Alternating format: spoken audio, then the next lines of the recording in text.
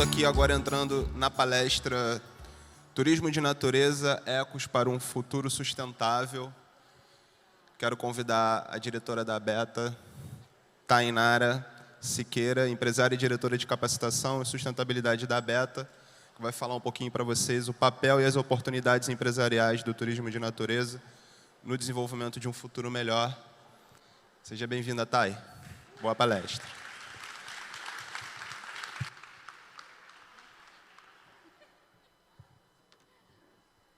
Oi, pessoal, boa tarde.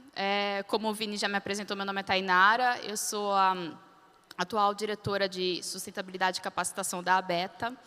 E hoje eu estou aqui para poder falar para vocês sobre a sustentabilidade, sobre o turismo sustentável, mas não da ótica de turismólogo, até porque eu não sou, e não da ótica comercial da coisa. Eu estou aqui para falar sobre a ótica biológica, a ótica conservacionista e preservacionista. Por que eu estou falando isso? Porque nós estamos num meio onde a gente quer alavancar o turismo, nós queremos alavancar o setor, mas são poucos os momentos que a gente para pensar e pensa, a que custo? Porque, assim, a gente quer trazer gente, a gente quer mostrar, mas qual o custo disso? Qual o custo ambiental que toda essa movimentação, essa ação antrópica vai gerar no ambiente o qual eu estou querendo promover? Então, eu estou aqui para poder falar um pouquinho disso, dessa questão ecológica, né? Então, até tem uma galera que taxa a gente assim, os ecochato. Mas, se não tiver o contraponto, como que a gente faz? A gente avança somente numa direção, né? Então, quais são as oportunidades e o nosso papel como gestores de turismo, como empreendedores do turismo, guias, monitores ambientais, agências de viagens e operadoras turísticas? Bom, o Vini já falou, né, um pouquinho do meu currículo, então esse aqui é um slide que meio que a gente já pode passar, mas só para poder reforçar, o meu negócio é ecologia e biologia, e a gente está aqui para falar de bicho e de mato também, se depender de mim. E qual que é o principal motivo da preservação? Um númerozinho. Essa apresentação eu terminei na semana passada, e esse número é o número que a gente atingiu de pessoas que não estão mais entre nós no Brasil por conta da pandemia. Se nós não mudarmos a nossa forma de agir, a nossa forma de pensar, isso daqui vai se repetir e repetir e repetir novamente. Não é a primeira vez que isso acontece, essa daqui já é a 5ª pandemia que a espécie humana está passando. Não é a primeira vez, só que a gente tem que trabalhar para que seja a última. Mas, nossa, é muita viagem você falar de uma pandemia, né? O que o turismo sustentável tem a ver com isso?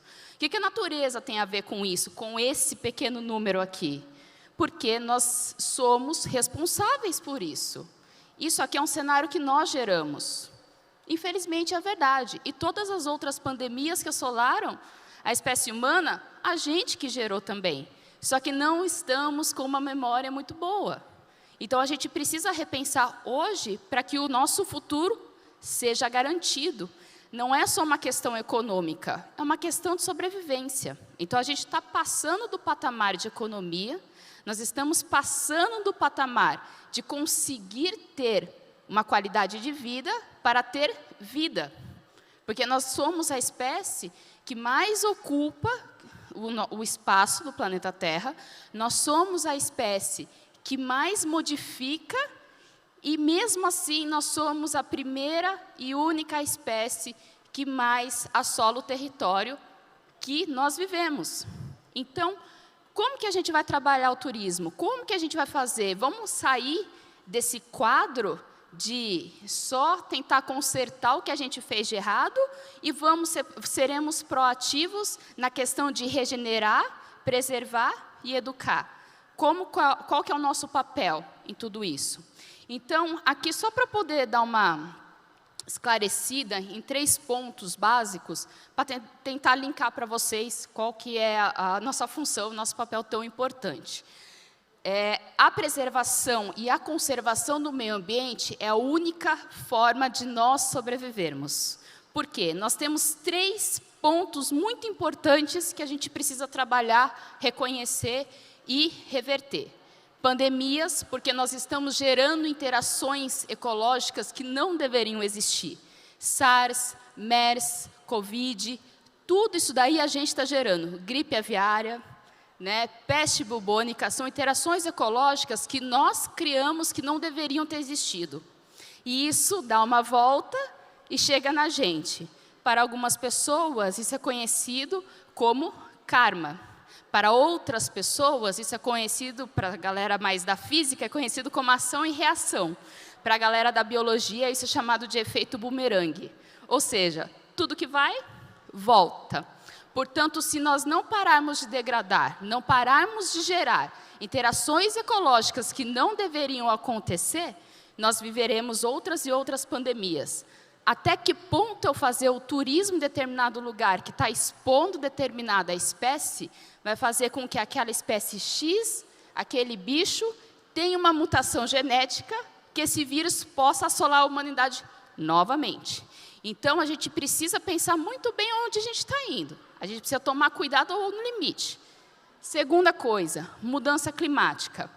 Nós estamos consumindo muito mais. Mudança climática parece um negócio muito clichê, né? Tem muito carbono, vamos plantar mais árvore, mas a gente está consumindo menos?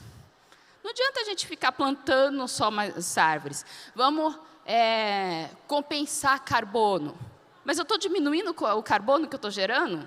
Então, essa mudança climática vai fazer com que outras interações ecológicas aconteçam que não deveriam acontecer novamente. Então, é meio que um ciclo sem fim. E o terceiro, a carga ambiental planetária.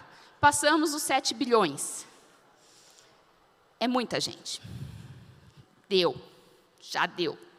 Então, assim, a carga ambiental planetária, ela também está grande em atrativos turísticos que não foram planejados de forma preservacionista.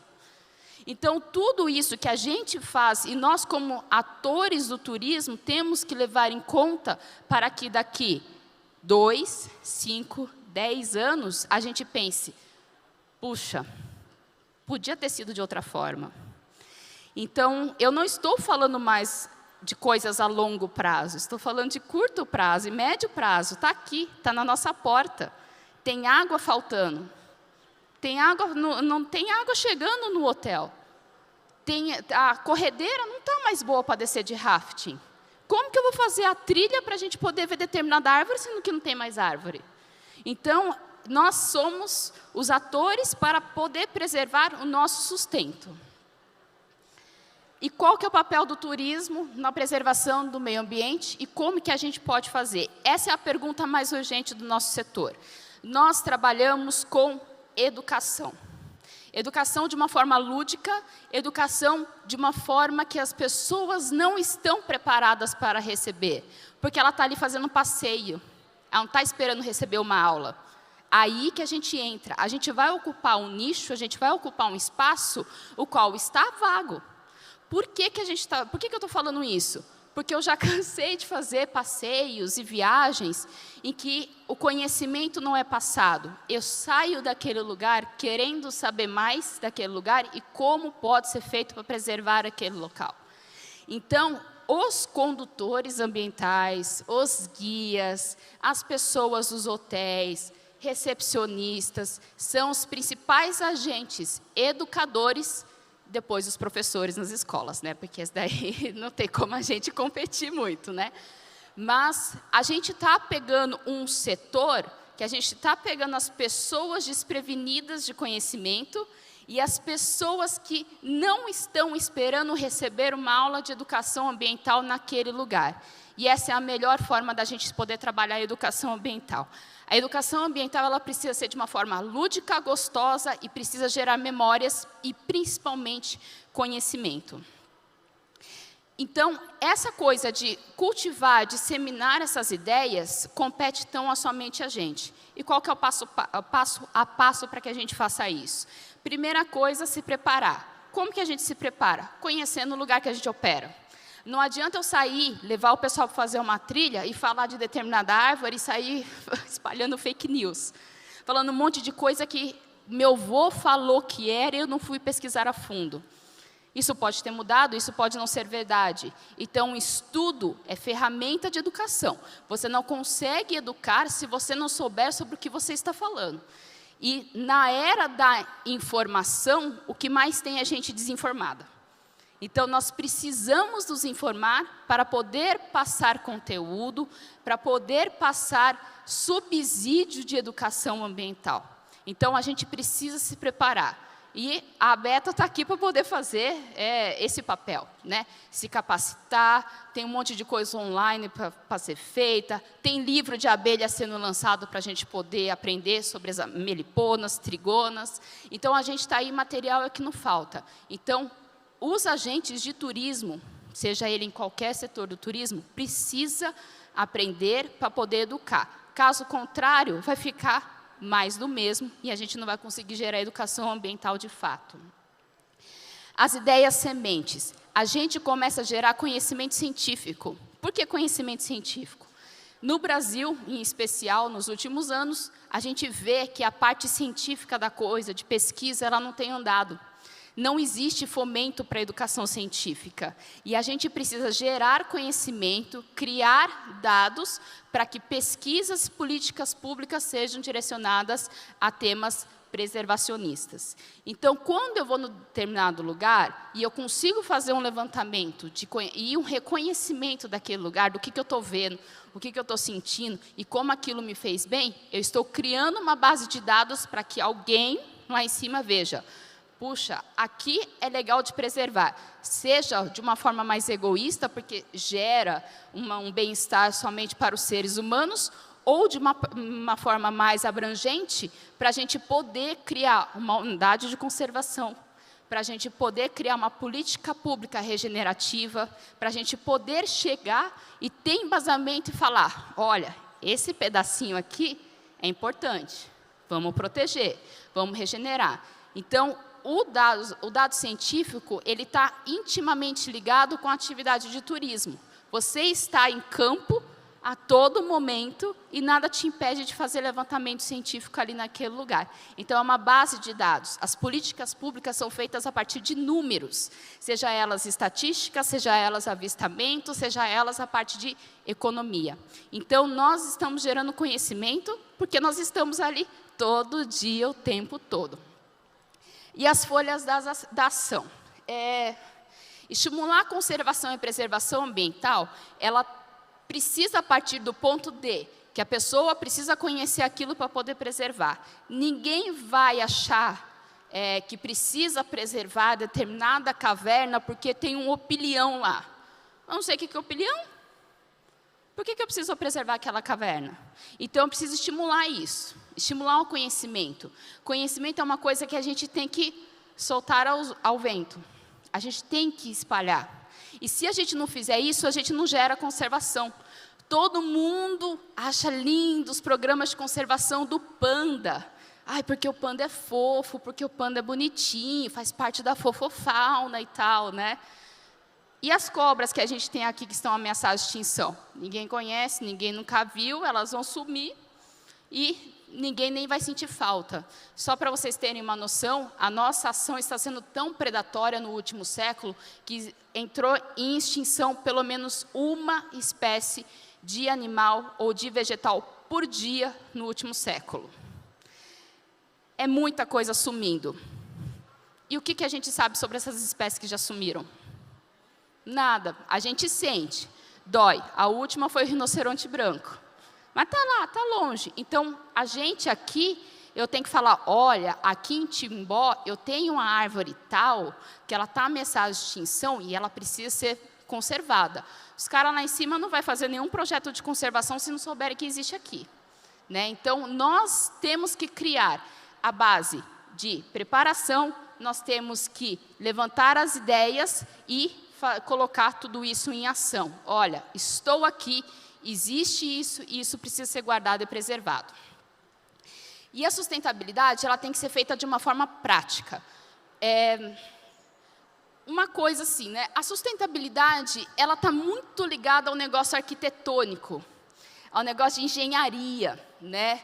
Não, eu tenho painel solar, eu reutilizo a água, né?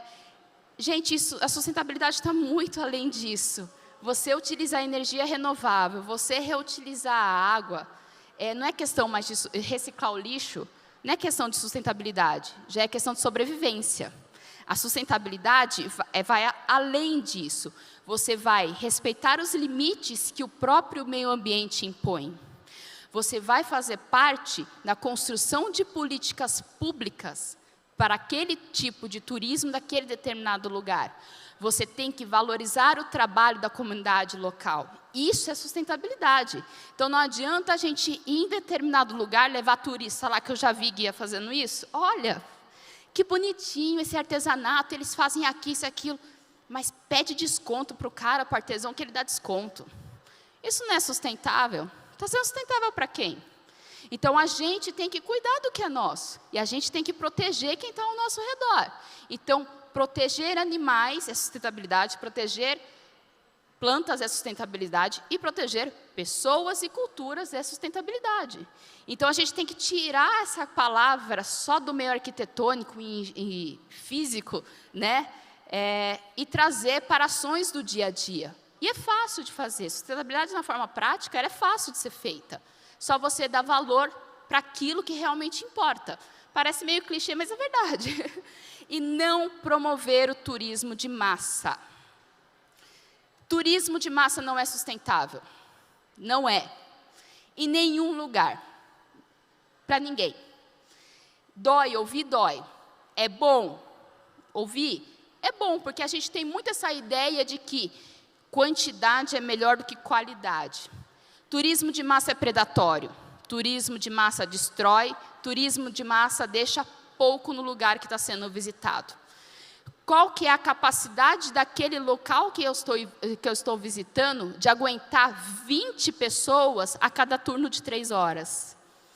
Qual que é a capacidade local daquela aldeiazinha de ficar recebendo 50 pessoas por dia e mudar toda a rotina cultural deles? Turismo de massa, ele é predatório. Ele é predatório. Por que eu estou falando isso com muita convicção? Porque quando você promove o turismo de massa, você perde controle.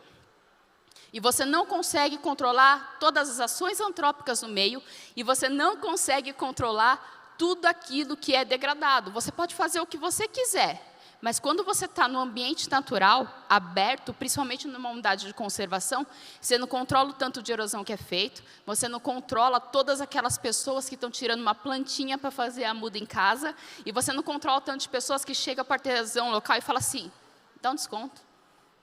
Você não tem controle disso. E você pensa isso acontecendo várias e várias e várias e várias vezes. Um exemplo é que aqui no Brasil existem algumas unidades de conservação que estão pensando em reformular o seu plano de manejo para evitar o turismo de massa, sabe do quê? Observadores de aves. Por quê? Porque o turismo de massa está chegando, cada um que vai lá, bota playback, né, para chamar o passarinho. Vai outro, bota playback. Vai mais um, playback de novo. O bicho fica estressado, isso interfere no ciclo de reprodução dele. Quem mora na cidade ouve, sabe a laranjeira cantando 3 horas da manhã, né? Ele não canta esse horário no mato. Ele canta no horário que tem que cantar. Por quê? Porque a ação antrópica de muitas pessoas ali fizeram com que todo o relógio biológico do sabiá laranjeira tenha mudado. E isso atrapalha na conservação, isso atrapalha na reprodução, e você não consegue regenerar. Por isso que a gente precisa não estimular o turismo de massa, você não tem controle. Então, a gente precisa focar mais na coisa de qualidade do turismo, um turismo de conhecimento, do que na quantidade de pessoas. E o turismo, por que eu estou falando isso no congresso de turismo, né? A gente devia estar falando no congresso de biologia. Porque o turismo, ele é um dos únicos setores, se não o único, que consegue fomentar todos os setores que envolvem a economia de determinado lugar, direto ou indiretamente. Então, você tem os trabalhadores diretos do turismo, operadores e agências, né, e hotéis e restaurantes, e você tem as pessoas envolvidas nos bastidores, quem fornece produto e quem fornece serviço. Então, o turismo, ele tem uma malha, um braço muito maior de atuar do que qualquer outra pasta ambientalista.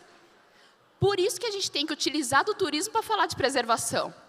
A gente consegue permear nichos que a parte ambiental não consegue permear. A parte ambiental não vai falar diretamente com o dono do resort. Não vai falar diretamente com o dono daquele baita restaurante em determinado lugar. Mas o turismo fala. Por isso que a gente tem que utilizar o turismo de uma forma responsável. E por isso que a gente tem que utilizar o turismo de forma a disseminar mais e mais informações a respeito da preservação e conservação do meio ambiente. E isso já é visto há muito tempo. A própria Embratur conseguiu definir como um turismo consciente o ecoturismo. Então, o ecoturismo, ele é um segmento de turismo consciente que envolve atores locais, principalmente para manutenção, prevenção e promoção da conservação, da consciência ambientalista, através da interpretação do meio ambiente e o bem-estar das populações. Detalhe, ele não fala que é população humana, ele fala populações. População de determinado bicho, população de determinada planta, porque a partir do momento que a gente preserva eles, isso reflete na gente.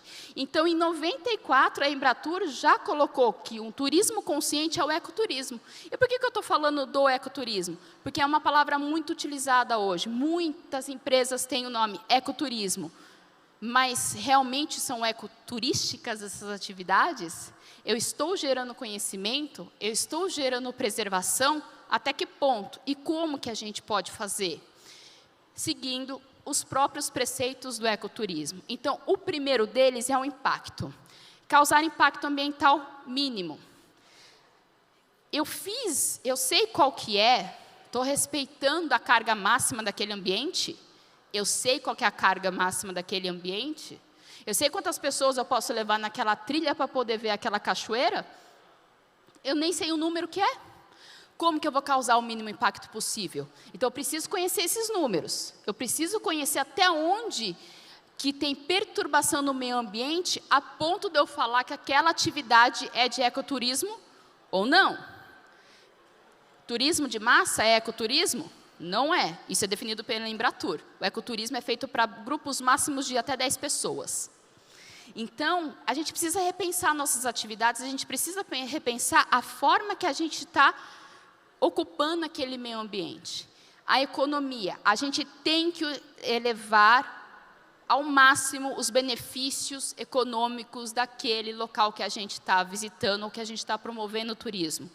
Então, quando a gente chega e fala assim para o cara, para o artesão, olha, esse grupo está aqui comigo, você não faz um desconto para eles, não?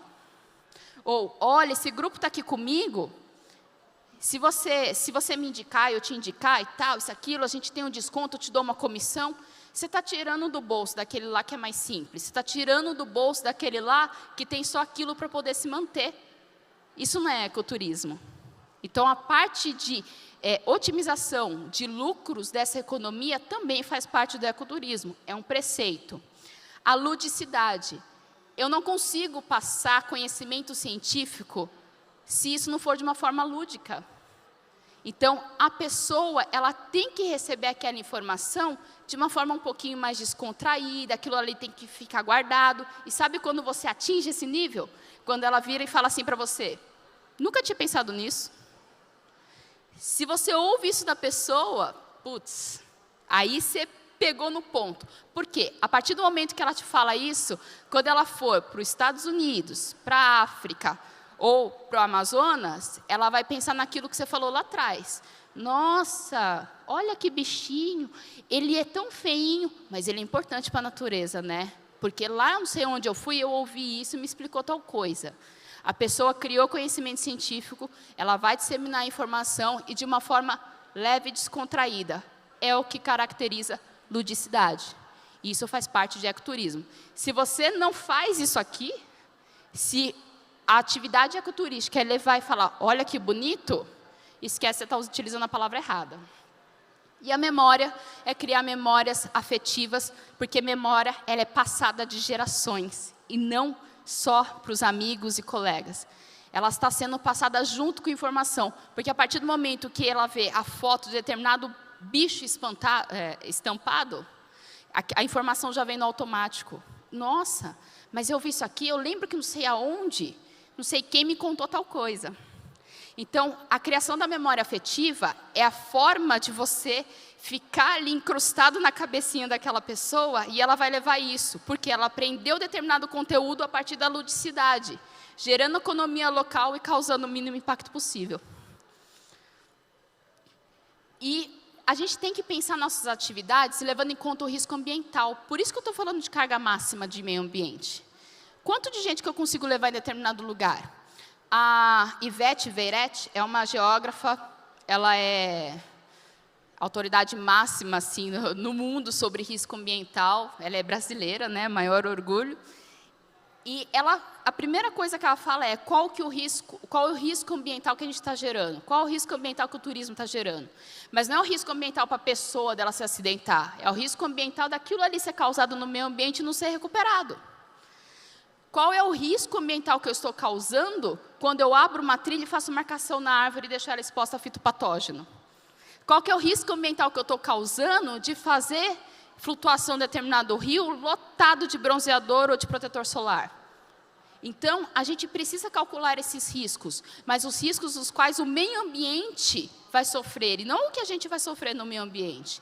Então, a gente tem que parar para pensar nas interações ecológicas, mas como observadores, e não como atores ali. Quando eu falo assim, uma vez eu dei uma palestra e falei assim para a galera, gente, o que vocês pensam como interação ecológica? As primeiras respostas, eu meditando numa cachoeira, eu fazendo uma trilha na mata. Agora, você pensa numa interação ecológica a qual você não está envolvido. Espera aí, mas não é interação ecológica, é interação ecológica. O inseto na planta é uma interação ecológica. O fungo com a planta é interação ecológica. Um bicho com outro bicho é interação ecológica. A gente está só de observador. Como que a gente pode agir e fazer ações sem criar o risco para que essas interações ecológicas continuem acontecendo? A gente não pode interferir nisso, porque isso vai voltar na gente. É um efeito cascata. Quem já jogou Jenga, né? Você tira um degrauzinho daqui, você sabe que a torre inteira pode cair. Cada interaçãozinha ecológica que a gente não mantém é uma pecinha que a gente está retirando. Então, a gente precisa calcular esses riscos que o meio ambiente tem, porque ele traz benefícios. Quais são os benefícios que a gente está trazendo para ele? Porque se a gente fere eles, nós seremos feridos também. Então, é uma via dupla, né? E qual é a outra forma da gente fazer isso? Chamando a atenção. Galera marqueteira é muito boa nisso, tá? Então, se eu falar algum deslize, você já me perdoa. Mas você consegue chamar a atenção utilizando coisas mais caricatas da natureza. Então, no sul, araucária, né? No Pantanal, daí você tem lobo-guará, você tem tamanduá, lá na Amazonas tem o galo da serra. Então, você utiliza animais e plantas que já são caricatas, que são carismáticas, para poder chamar a atenção para aquilo que ninguém valoriza, que é tudo aquilo que não faz parte do conhecido, que é tudo aquilo que não faz parte do que eu gosto de chamar de fofofauna. A gente se importa com o que é bonitinho, né? A gente se importa com o cachorro do mato. Quem que se importa com uma jararaca? Né? Então, amiga, é nós então. Então, a gente precisa utilizar coisas que já existem, são muito bem utilizadas para poder chamar atenção para coisas que são menosprezadas. Esse é o nosso papel. Olha que bonitinho, eu queria tanto ver um macaco hoje. Passa uma cobra, o que a pessoa faz? Corre. Às vezes, aquela espécie de cobra está mais ameaçada do que aquele macaco que ela queria ver. Então, a gente tem que utilizar o que já existe para poder chamar atenção para temas e coisas às quais as pessoas não dão valor. E isso aqui, gente, é um tratamento psicológico também, porque a pessoa acaba conseguindo acabar com fobias que ela tem, porque fobia é principalmente o medo do desconhecido. Então, a gente utiliza o que a gente já tem para poder criar empatia e preservação ambiental para aquilo que é pouco valorizado. E os principais verbos de ação para quem quer trabalhar com ecoturismo de verdade, para quem quer ter uma ação de preservação e conservação da natureza. Preservar, regenerar e educar. A gente fala muito de ações que consertam erros que eu continuo fazendo. Olha, eu vou fazer um passeio tal e vou zerar minhas emissões de carbono. Vai parar aí? Por que vai parar aí? Eu vou continuar fazendo isso. Eu só vou ficar nessa de mercado de carbono a vida inteira? Não, eu vou procurar outras ações. Eu vou plantar árvore, eu vou ajudar a fazer o manejo daquela determinada trilha, porque está tendo erosão, e está assoreando o rio. Eu estou fazendo outras ações para poder preservar o que já existe, para regenerar aquilo que foi perdido e para poder educar e manter essas duas primeiras ações. Não existe ecoturismo, não existe turismo sustentável sem a criação de educação ambiental. A educação ambiental é a única chave preservacionista. E nós que fazemos isso, nós estamos na linha de frente, a gente precisa conhecer para poder preservar. Se a gente não criar essa educação ambiental, esquece, porque a cachoeira que a gente explora hoje, ela vai secar, o bicho que a gente mostra, ele vai sumir e a gente vai ficar sem onde trabalhar. E, né, a médio prazo, a gente vai acabar se dando muito mal até na questão de sobrevivência. E aqui eu deixei só uma frasezinha que é de um carinha que eu gosto, que é o Einstein, né, que ele diz que nossa tarefa deveria ser nos libertarmos, aumentando o nosso círculo de compaixão para envolver todas as criaturas viventes, toda a natureza e a sua beleza. Você pensa na natureza como um todo? Quando você pensa em natureza, tem um ser humano lá no meio? Tem não. Tem planta, tem bicho, e a gente não vai ter o bem-estar se a gente não conseguir fazer com que tudo isso daqui seja preservado e guardado de uma forma harmônica e sustentável de verdade. Bom, eu acho que era mais ou menos isso que eu queria falar. Foi meio rapidinho. Ó, respeitei o tempo aí. Sei que todo mundo está querendo já tomar café. Esses são os meus contatos. Quem quiser manter contato comigo, trocar ideias, contar o que faz de sustentabilidade, porque isso é uma coisa, o Congresso está aí para isso, a gente troca ideias, troca ações, e eu espero que vocês tenham gostado. Eu sei que tem gente que não gosta do que eu falei, mas é a vida, não tem muito o que fazer. Pessoal, eu agradeço a oportunidade e espero vê-los aí no restinho do Congresso. Alguém tem alguma dúvida, alguma coisa para poder falar? Fiquem à vontade. Peraí. Obrigada. Tá, e parabéns. Orgulho da diretoria da Beta. Nossa diretora mandou muito bem. Eu queria saber um pouquinho da Mantiqueira Ecoturismo e das ações de vocês. A Mantiqueira Ecoturismo é minha agência. Da nossa super equipe, é eu e meu esposo. Só nós dois. E nós trabalhamos em Gonçalves, que fica ali incrustada na Serra da Mantiqueira, pertinho de Campos do Jordão. As nossas principais ações de ecoturismo é justamente a parte regenerativa, então a gente faz algumas consultorias e ajuda a planejar ações de regeneração do meio ambiente, que lá já está uma parte bem degradada. A gente faz educação ambiental, principalmente com a criançada lá das escolas e com a comunidade local. E a gente está agora começando um projeto de fomento de criação de condutores ambientais e monitores ambientais nos bairros para poder gerar renda. Porque lá é um lugar que é tudo muito espalhado, né? Então, é mais roça do que qualquer outra coisa, né? A cidade inteira tem menos habitantes do que o edifício Copan de São Paulo. Então, precisa gerar. E existe ainda uma dicotomia muito forte lá de que o turismo é ruim para quem é local. Então, a gente está começando, junto com a prefeitura, fazendo esses trabalhos de palestra e educação ambiental nos bairros, para poder dar uma chance dessa criançada, né, fazer parte disso. E também estamos fazendo estudo de carga máxima dos atrativos turísticos lá, impactos, e também orientando ações públicas a serem tomadas.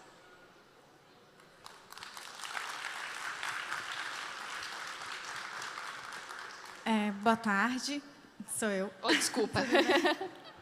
Licença, eu vou abaixar a máscara aqui. Parabéns pela palestra. Obrigada. Eu me senti bem contemplada e vi que eu não estou sozinha no mundo. Eu sou Cláudia Sacramento, eu sou do ICMBio, que é o órgão federal gestor de unidade de conservação. E me vi muito na tua fala. E aí eu queria colocar algumas coisas do que você tem pontuado, porque os seus desafios são os nossos desafios, né? Quando a gente pensa em turismo de aventura, trazer esse turismo de aventura para dentro de unidade de conservação tem sido um desafio do ICMBio e eu trabalho diretamente com isso.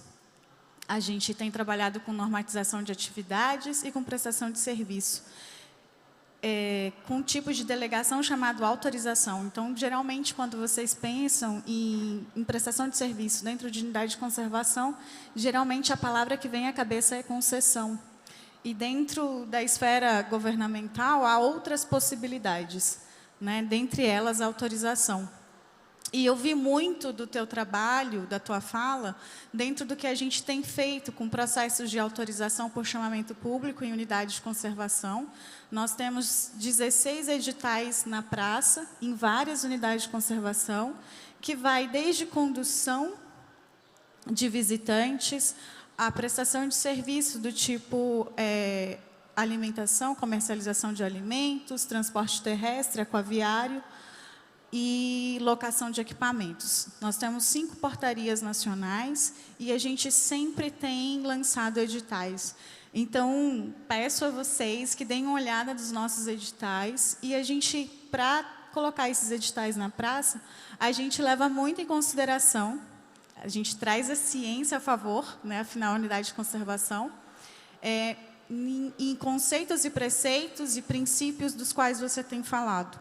Principalmente no número balizador de visitantes, que a gente já tem feito. Não sei se você já ouviu falar dessa técnica, mas no site do ICMBio tem um roteiro. Se quiser, posso te passar para apoiar no teu processo aí junto à prefeitura.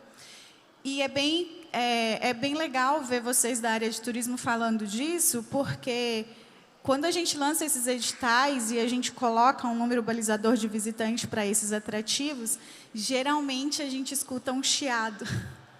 Mas por que só isso? Não dá para aumentar, não dá para ter mais, mas justamente para que a gente entenda qual tipo de experiência que essa unidade de conservação vai estar propondo para os seus visitantes, com apoio ou sem apoio, né? Porque a condução ela não é obrigatória, ela é bem-vinda e a gente credencia esses condutores de visitantes, mas para trazer uma experiência de fato que crie memórias afetivas, que rebata na vida dessa pessoa de forma que ela contagie os demais e que a gente comece um processo de regresso, porque nós estamos perdendo essa conectividade com a natureza, estamos perdendo os nossos filhos para esses costumes. E eu, pessoalmente, percebo que essa estratégia de uma sensibilização das crianças é o que nos trará de volta. Do contrário, a gente vai estar falando para quem? Então, parabéns pelo trabalho e me coloco à disposição, caso você queira conversar a respeito de alguma técnica que nós temos usado. Claro, então, a gente já troca figurinhas já. Tá certo. E isso assim, por isso que eu acho que o principal hoje é a gente combater turismo de massa. Porque você não consegue preservar e você não consegue passar a educação ambiental. E nem é confortável para ninguém. Eu não sei, assim, sabe? Para mim não é absolutamente nada confortável um turismo de massa. E a gente está mais do que na hora de tomar essas ações regenerativas de conservação e de respeito para o meio ambiente, porque a gente normalmente tem agido, como diz no filme do Matrix, como vírus. A gente chega, a gente ocupa, a gente exaure aquele meio ambiente e a gente vai embora.